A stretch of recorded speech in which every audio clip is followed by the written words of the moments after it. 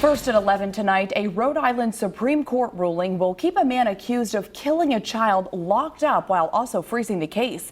It's a story we broke on Eyewitness News Live at 5. Key evidence in Michael Patino's murder trial was already tossed out. Now a hearing on how that evidence was gathered will be delayed. And tonight, we're hearing from Patino's attorney on the ruling. Target 12 investigator Walt Buteau is live in the newsroom now with the details.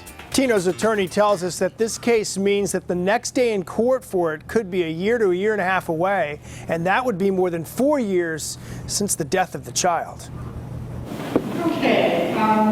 Michael Patino is locked up without bail and could end up in the ACI Intake Center for 4 years or longer before the case ever sees a courtroom again.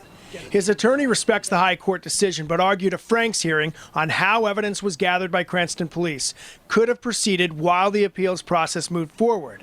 The Supreme Court ruled findings in the decision to throw out the evidence would apply to the Franks hearing, prompting the court to stop all proceedings until the appeal is resolved.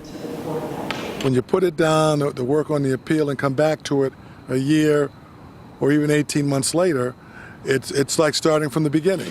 Superior Court Judge Judith Savage tossed the incriminating text messages, ruling they were illegally pulled from Patino's phone by Cranston police and then used during the interrogation.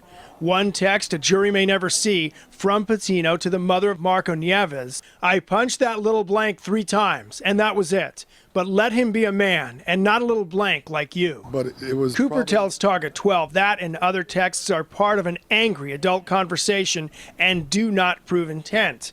And while he believes the evidence was gathered illegally, he also calls the death of Marco Nieves a tragic accident. The girlfriend says they were all in the bedroom jumping on the bed, horse playing. And even the doctors have said that had the kid been taken to the hospital, he would be alive today. And that's the tragic part of this whole case. A single justice made the ruling and conferred with the other members of the high court. One justice dissented. Live in the newsroom with the Target 12 investigators, Walt Buteau, Eyewitness News.